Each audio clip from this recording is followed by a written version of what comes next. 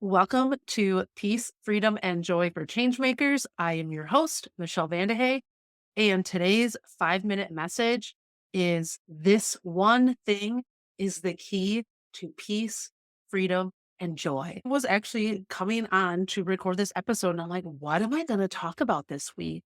I have like one or two voice notes to myself of ideas that came to me on a walk, and neither of those really resonated with me. And then there was something about self and like intuition that was coming to me. Then I realized that with all of the work that I've done once I started coaching, one piece of that is identity and self identity.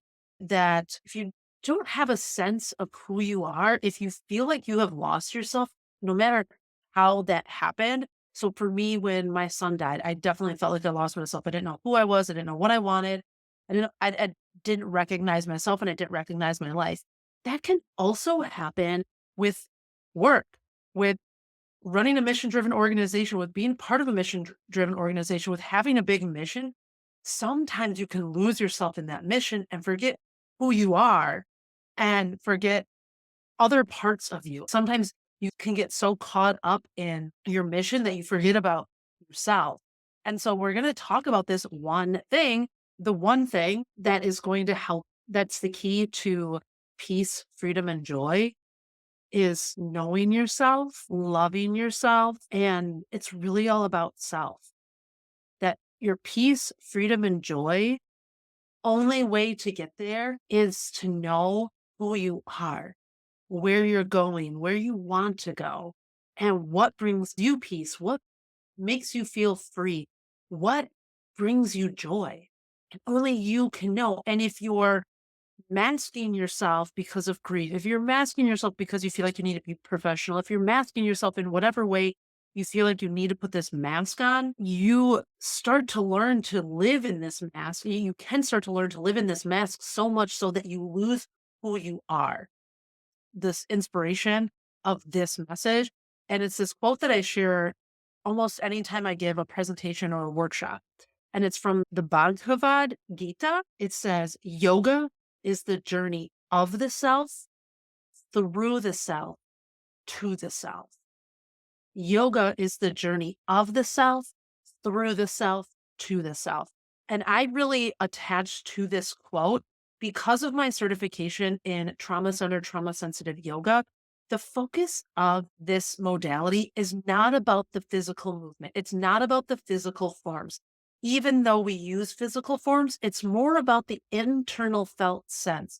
It's more about this coming back to self and who you are and maybe what you have lost in your sense of self because of a trauma that you've been through, or because of the work that you're doing, because of compassion fatigue and vicarious trauma, and coming back to yourself. I share this because so often we see yoga in westernized type of yoga, and there's nothing wrong with it, but we see it and we see it in the physical form. It's not about the forms. It's not about doing warrior. It's not about doing downward dog. It's not about being in tabletop or whatever other poses there are out there. Because when we're being trained to be a facilitator, it's not even about that.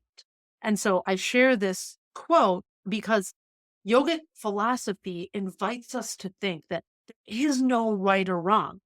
And I love my and symbol and how we talk about this so often that things don't have to be one way or the other.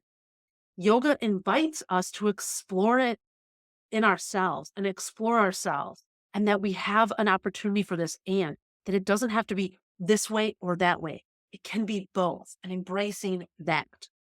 In the Yoga Sutras, there are 196 lines related to the morals, ethics, mind, body, senses, meditation, self awareness, and ways of living.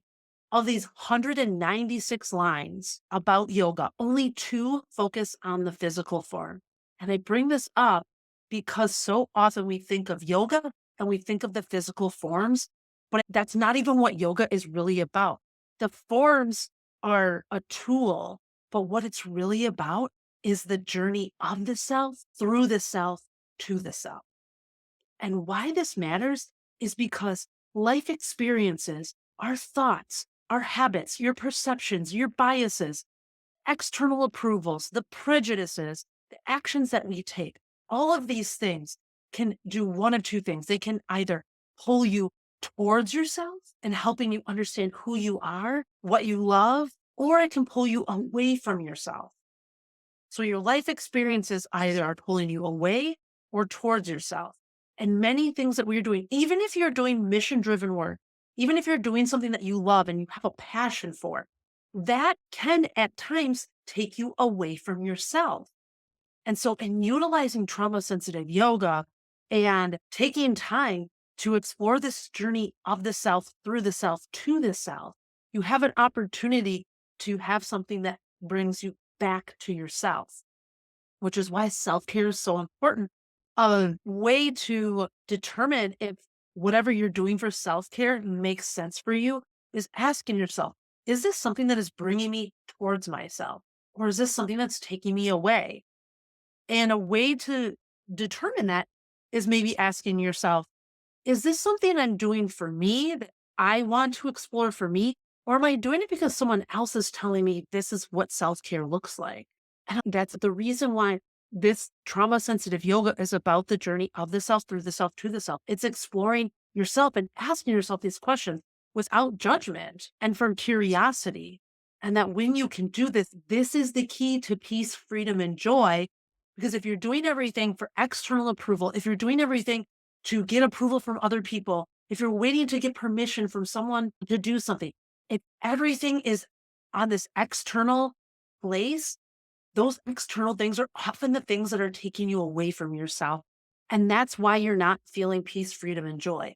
You start to feel more peace, freedom, and joy when you know yourself and love yourself unconditionally, and that you're able to make these decisions because of that inner sense of knowing and that inner sense of love and forgiveness for yourself, and knowing that you don't have to be perfect all the time, that it doesn't always have to be one way or the other, that there's this place for the both and.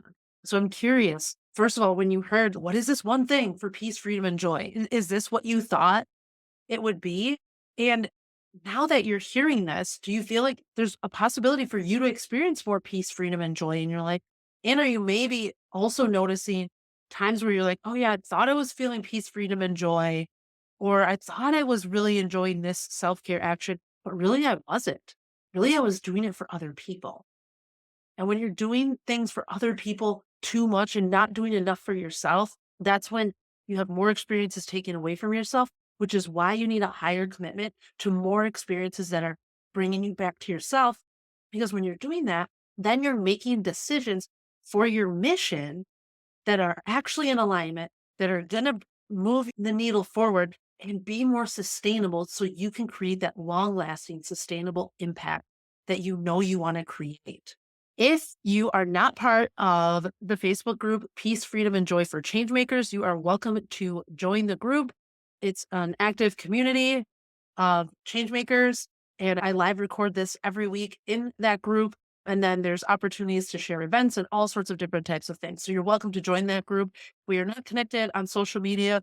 You can send me a friend request or a connection request on LinkedIn, Facebook, Instagram, wherever you like to hang out. Remember, yes, your mission is important, and so are you. So I always want you to remember that you are worth it.